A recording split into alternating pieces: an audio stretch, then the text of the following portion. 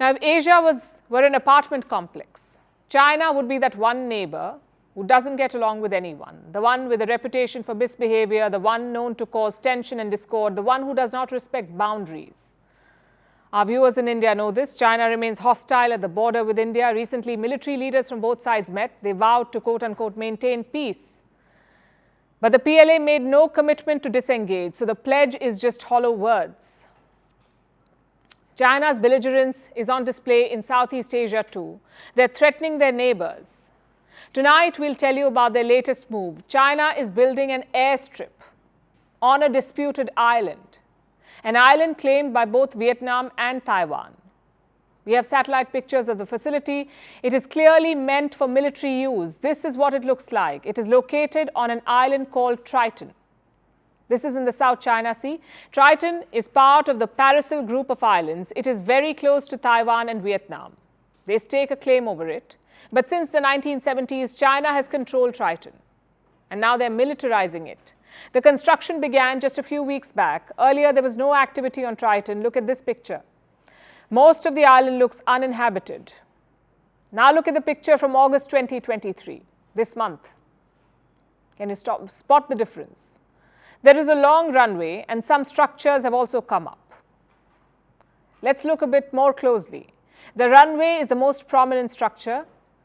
It is 600 meters or 2,000 feet long. That's large enough to accommodate some aircraft and drones.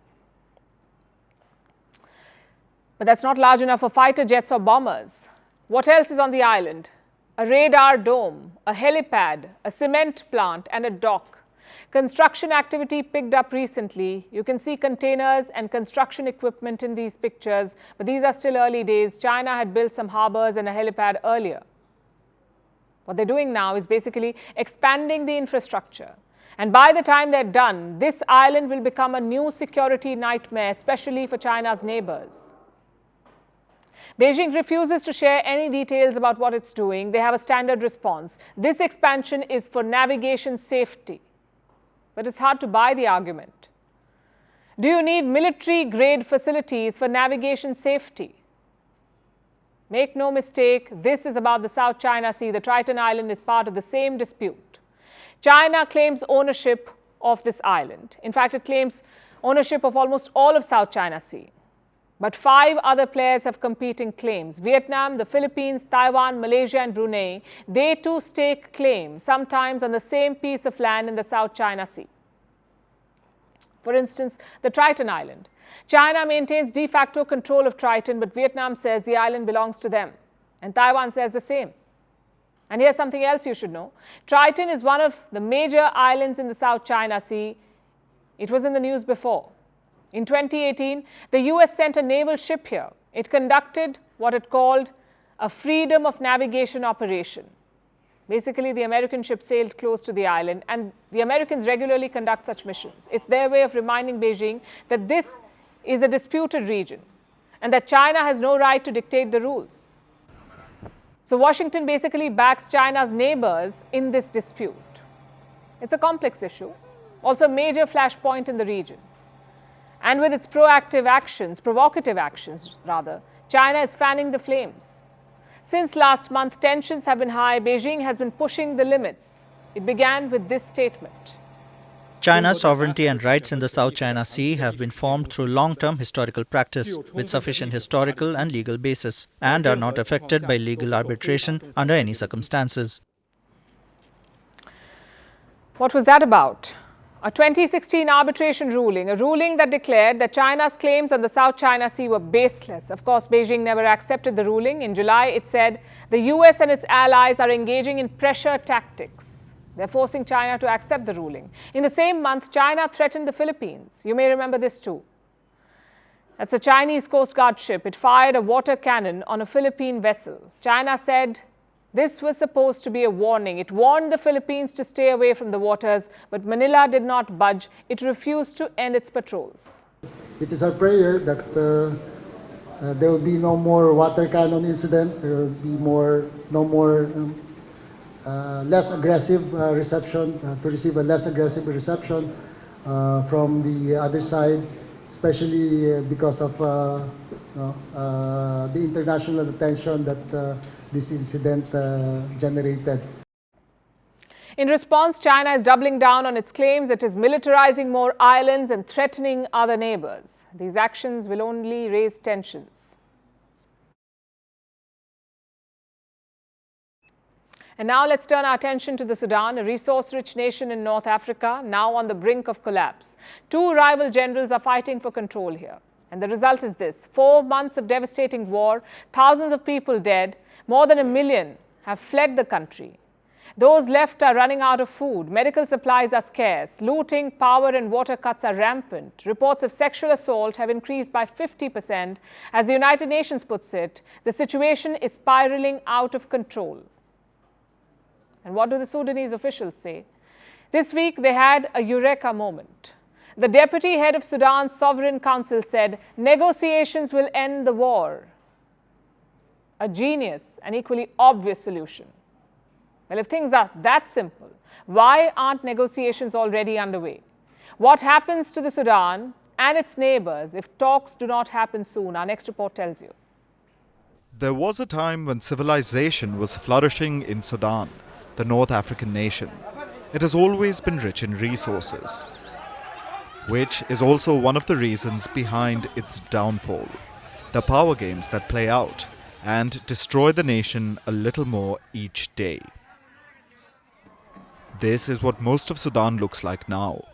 Buildings and cars on fire, billows of smoke pouring out. Over 1 million people have fled the nation and gone to neighboring countries. They had to. Life in Sudan has been unsafe for a while now. And after 4 months of war, it has gotten worse.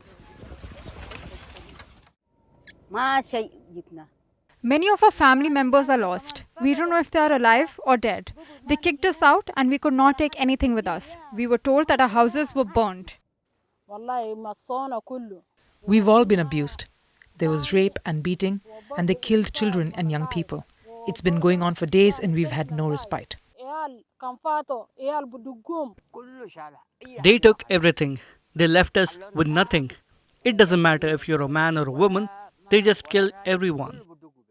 Those who could escape the country consider themselves lucky. At least 3 million people are displaced within Sudan. They are running out of food. They lack proper health care. About 67% of hospitals in the affected areas are out of service. In these past 4 months, since the conflict began, WHO has verified 53 attacks on healthcare.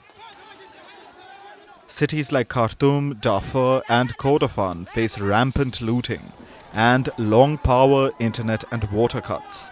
At least 4,000 people have been killed. Many of their remains have not even been identified, let alone collected or buried. Reports of sexual assaults are on the rise. They have risen by 50% since the war started. The people of Sudan face what can be called crimes against humanity on a daily basis. Warn that the war is destroying people's lives and their homeland and violating their basic human rights. They call on the parties to the conflict to end the fighting, protect civilians, and give humanitarian organizations unfettered access to all people in need in all areas of Sudan. They remind the fighters that attacking civilians, looting humanitarian supplies, targeting aid workers and hospitals, or blocking aid, things we have seen throughout those 4 months, may amount to war crimes and crimes against humanity. Yet, what solutions does the government offer? Barely any. This is Malik Agar, deputy head of Sudan's Sovereign Council. He says this war will end at the negotiating table. But where is this table? As of now, it's invisible. Reports say no negotiations are being held or planned. Numerous ceasefires between the warring army and rapid support forces have already been violated. The army and RSF continue to blame each other. This week, Army Chief General Abdel Fattah al-Burhan accused RSF of taking the country back to an era before modernity. And RSF continues to accuse the army of trying to seize full power. Do these parties seem even remotely close to holding negotiations? By the looks of it, the rival generals will continue to battle, at the cost of the Sudanese people and neighboring nations, which now bear the burden of millions of Sudanese refugees while they grapple with their own economic woes. The war in Sudan has entered its 5th month. If the conflict continues, divisions will only deepen. Chances are it'll turn into a civil war, which will have ramifications beyond Sudan. It's time the warring factions look for their negotiating table, because no one else will build one for them.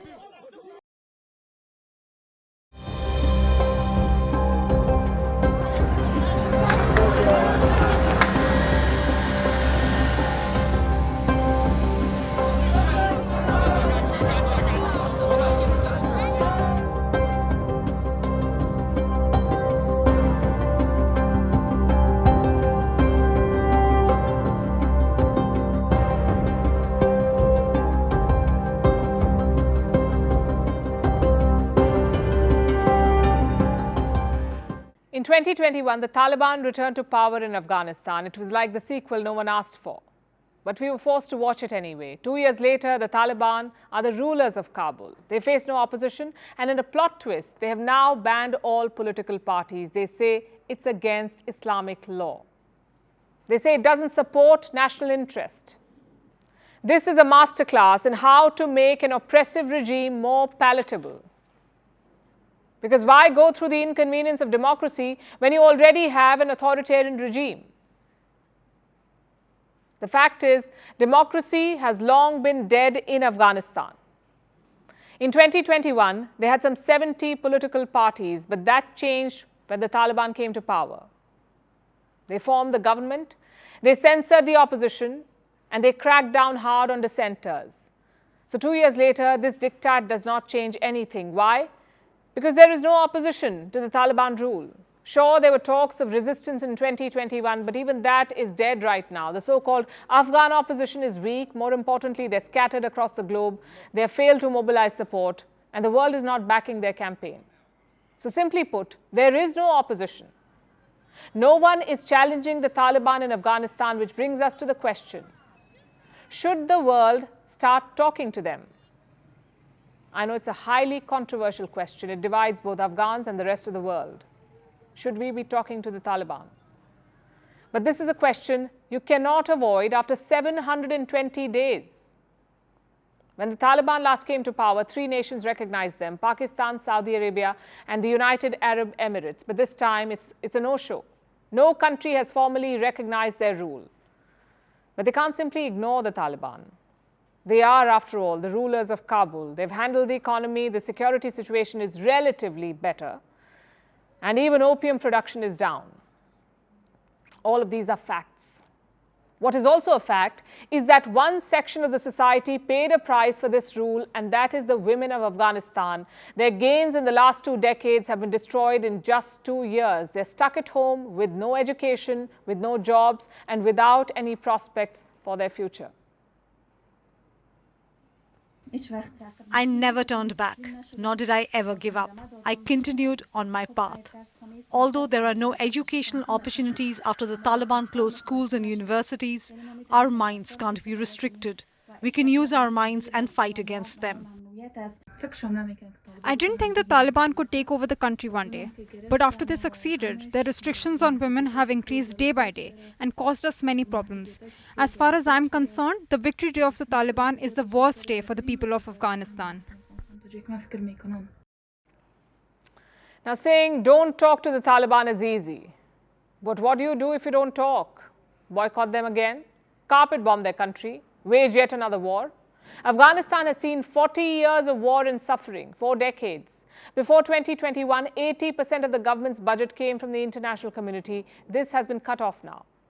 There are drought-like conditions. There are concerns over food security and restrictions on international banking. Plus, there is a deadlock. On one side, you have the West. They abandoned the Afghans and left billions of dollars of weapons with the Taliban.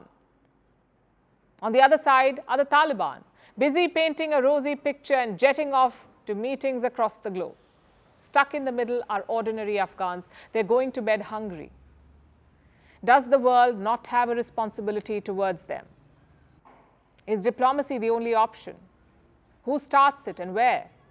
These are all difficult questions, but that does not mean we brush them under the carpet. The West made a mess of this. They must push for solutions. If diplomacy is the only option, exercise it. That doesn't mean you have to roll out the red carpet for the Taliban. Engagement is not the same as recognition, but you have to start somewhere, and it's not like no one is talking to them.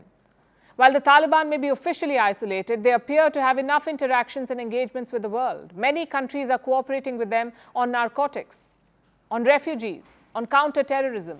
Countries like China, Russia and Pakistan want an end to sanctions. They want to share in the natural wealth of Afghanistan, but no one wants to bother with the plight of the people who were bombed and abandoned.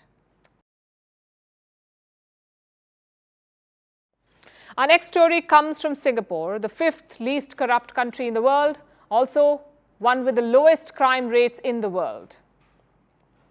Singapore is in news for a massive Hollywood-style police operation. Simultaneous raids were conducted across the country. This is among their biggest crackdowns on money laundering. 10 foreign nationals have been arrested, 30 are said to be involved. Police have seized gold bars, luxury homes, designer handbags, wine and bundles of cash. Some 90 homes and 50 cars. This is property worth almost 1 billion Singaporean dollars. That's about 740 million US dollars. Our next report has more details. Singapore has a reputation. In an Asia that's usually rife with corruption, the tiny island nation stands out. Singapore prides itself on being tough on crime, on having a no-nonsense approach to corruption. But sometimes criminals seem to forget that. Or they want to try their luck anyway. So they end up going to Singapore to enjoy the sights and sounds and eventually catch the Singaporean police's attention. The result? Raids like the one on Tuesday. Singapore's police force says 400 officers conducted simultaneous raids across the island nation. Their target was a gang of foreign nationals, some 30 people with links to each other and organized crime abroad. On Tuesday, the Singaporean police raided luxury properties to nab these people. 10 were caught, 12 are now working with the police, and 8 are still on the run. The people who were caught are all between the ages of 31 and 44. The raids brought a massive haul. It included 94 properties. These were from some of the prime locations in Singapore. About 5 of the suspects were picked up from good-class bungalows. These are ultra-luxury properties that can cost hundreds of millions of dollars, and they can only be owned by Singaporean citizens. Remember, all those arrested were foreigners, so they shouldn't have been living in these properties in the first place. Then there were the cars. 50 vehicles were seized. The police released photos. Yes, it seems the criminals liked their Bentleys and Rolls Royces. The properties and cars alone were worth about 600 million US dollars. But that wasn't all. There was, of course, mountains of cash in various currencies. It was worth about $17 million. There were 2 gold bars in the hall as well, and 11 documents detailing virtual assets. But it wasn't all just investments for the criminal gang. They did splurge. About 120 electronic devices like mobile phones and computers were seized. Then there were luxury goods. Over 250 luxury watches and bags, enough to put most Asian showrooms to shame. There was also fine wine and drink, walls stacked with liquor. And then there was this. These are called bear bricks. They're collectible designer toys from Japan. Perhaps it was a hobby for one or more of the criminals. This entire haul is worth close to 1 billion Singaporean dollars. That's about 740 million USD. The Singaporean police say that all this wealth was from criminal activities conducted overseas, like scams and online gambling. The activities may have taken place in other countries, but the money from them was being laundered in Singapore. The 10 suspects have been arrested for forgery and money laundering. Since they've been charged, their details have been made public. 3 are Chinese nationals. Another 3 are Cambodian nationals. 2 had Cyprus passports. 1 was a Turkish national, and 1 had a passport from the Pacific island nation of Vanuatu. On the face of it, this seems like a diverse set of backgrounds, but that isn't the case. The Singaporean police says the foreign passports are believed to be issued by China. So at one time or the other, all 10 suspects may have been Chinese citizens. And later, some went on to collect passports of their choice. That's all we know so far. Remember, 8 suspects are still on the run. And the details of the 12 others who are cooperating with Singapore's authorities aren't public yet. We might get more information as this criminal web unravels. Till then, Singapore's police left criminals with this warning. Our message to these criminals is simple. If we catch you, we will arrest you. If we find your ill-gotten gains, we will seize them. We will deal with you to the fullest extent of our laws.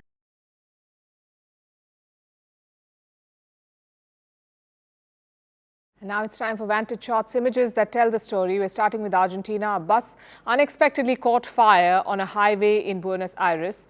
It led to panic among the passengers. The fire started spreading on the highway due to fuel spillage. In Tahiti, people picked up their surfboards for the Tahiti Pro Surf competition. And in a tribute to Indian superstar Rajinikanth, the Japanese ambassador to India danced to his new viral hit. You have to watch the video. And finally, taking you back in history, on this day in 1947, the Radcliffe Line was revealed. India and Pakistan had become newly independent from the British rule. The Radcliffe Line divided them into two separate territories. This is a man who never visited India, by the way. He divided it. And this was followed by widespread communal violence. We're calling it a wrap. Thanks for watching. We'll see you tomorrow.